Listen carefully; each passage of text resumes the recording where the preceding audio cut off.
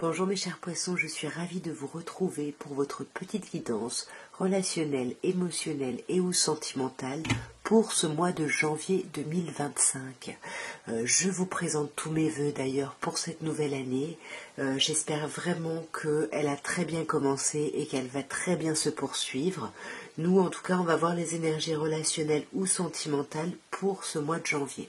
Et on va commencer avec un petit Light Year Tarot et une coupe, bien évidemment. On se prend la tête ici, hein.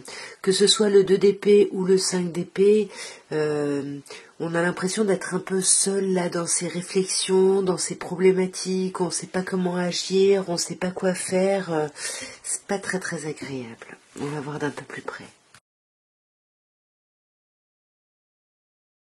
Alors, on a un 4 de coupe, pardon, un 2 de coupe, un 10 de denier, un 10 de bâton et un 6 d'épée.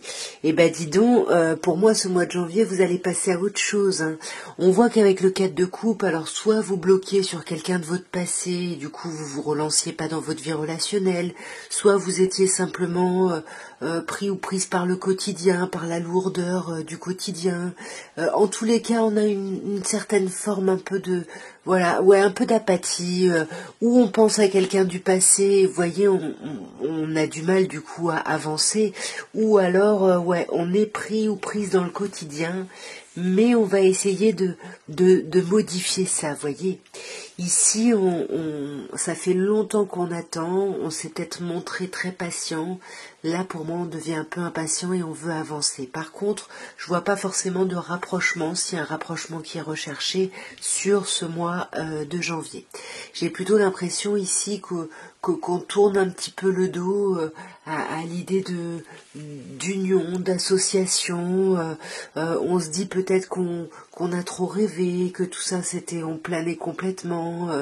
Bon, ça, vous verrez, mais vous avez quand même un 10 de denier, donc le 10 de denier, on a un accomplissement. Et non seulement vous avez un 10 de denier, mais vous avez un 10 de bâton. On a quand même deux cartes qui nous parlent de fin de cycle, d'accomplissement. Là, il y a quelque chose de très chouette avec ce 10 de denier. Ça fait longtemps que vous êtes en train de travailler à quelque chose. Et là, c'est l'accomplissement, c'est la complétude. Là, vous sentez que voilà, vous êtes peut-être un petit peu bloqué, mais vous sentez qu'il y a un mouvement qui va se réenclencher. Et c'est pareil avec le 10 de bâton. On dépose des fardeaux, des choses un peu trop lourdes ici.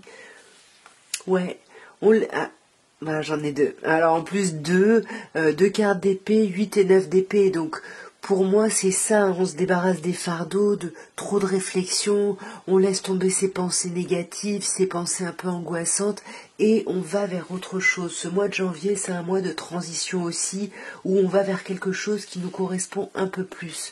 Voyez, on est vraiment, on va réussir à se faire entendre et on va réussir à se faire reconnaître aussi dans nos besoins et dans nos envies.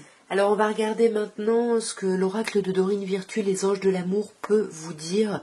Du coup, on est un peu plus à un niveau plus sentimental ici. Bon, à voir, après vous adaptez bien évidemment selon votre situation. Alors, on vous parle de flirt, on vous dit de ne pas hésiter d'étendre votre luminosité en fait et votre énergie aux autres. On vous parle aussi, attention au drapeau rouge. On vous dit qu'il y a des signes ici qui vous mettent en garde. Et on vous parle de l'esprit espiègle et enfantin. On vous dit que pour recapturer vraiment la romance, le romantisme, il faut il faut se permettre d'avoir un esprit un peu enfantin, un peu malicieux, voyez, un peu plus léger peut-être. Alors sur le flirt, on a la confiance, on vous dit que cette situation vous demande d'avoir la foi en fait. Ouais, et de pas hésiter à laisser vos amis vous aider. N'hésitez pas à demander de l'aide à votre entourage, je pense qu'ils peuvent vous aider ici. Là, sur les drapeaux rouges, on vous dit qu'il y a un amour qui est pas réciproque ici. On vous dit qu'il n'y a pas assez d'alchimie, il n'y a pas assez... voilà, il manque quelque chose pour que la relation, elle puisse vraiment s'épanouir. Ouais. Et d'ailleurs, c'est ce qu'on vous dit, hein, c'est drôle, hein, on vous dit de laisser les problèmes aller en fait, de laisser les problèmes se résoudre d'eux-mêmes. Et sur l'esprit espiègle et enfantin, on peut vous dire que ça peut être au niveau du charnel. Ici, on a les sentiments romantiques. On vous dit que oui, ce que vous ressentez, c'est vrai, mais vous avez besoin d'y travailler justement. Ne soyez pas dans l'acquis, voyez. On vous dit bien évidemment, vous méritez l'amour. On vous dit tu es aimable. Là, c'est ce qu'on vous dit. Mais voilà, il y a vous faites le lien avec votre vie sentimentale, mais en tout cas ici, il y avait quand même des conseils et puis voilà des petites mises en garde aussi.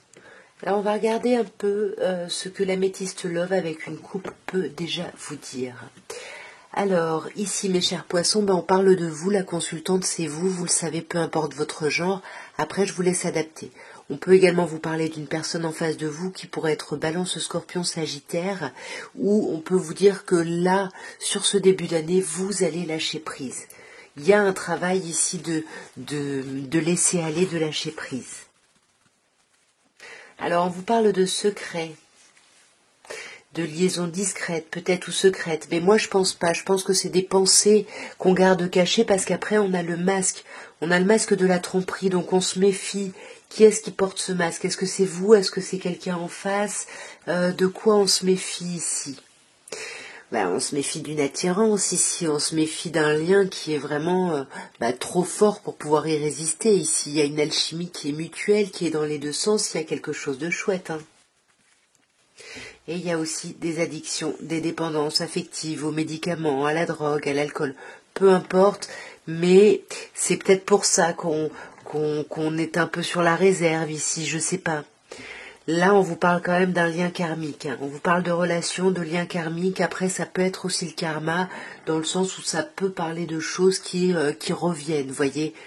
Par exemple, comme un ex-partenaire, où on repense à un ex-partenaire. Moi, j'ai un peu l'impression que là, il y a peut-être un ex-partenaire qui peut être soit dans vos pensées, soit qui pourrait vraiment faire son retour. Est-ce que c'est ça la relation karmique? À vous d'adapter. Ouais, en tous les cas, là, il y a un temps de pause, hein. Il y a un temps de pause avant une modification, avant un changement. Les choses ne vont pas stagner, hein. Très vite dans le mois, ça avance, mais il y a besoin, il va y avoir en tout cas un temps d'interruption. Donc essayez de le vivre au mieux et de préparer la suite parce que là, on vous parle d'un nouveau départ, on vous parle d'une renaissance, d'une reprise de vitalité. On peut également vous parler, mes chers poissons, d'une personne en face de vous, Bélier, Taureau ou Gémeaux. En tout cas, voilà ce que je pouvais vous dire pour votre mois de janvier. C'était un petit tirage assez rapide, hein. Donc n'hésitez pas, en tout cas, si vous voulez approfondir, à me contacter en privé. Et puis en tout cas, moi je vous souhaite un très très beau mois de janvier, un très très beau début d'année. Je vous embrasse. Au revoir.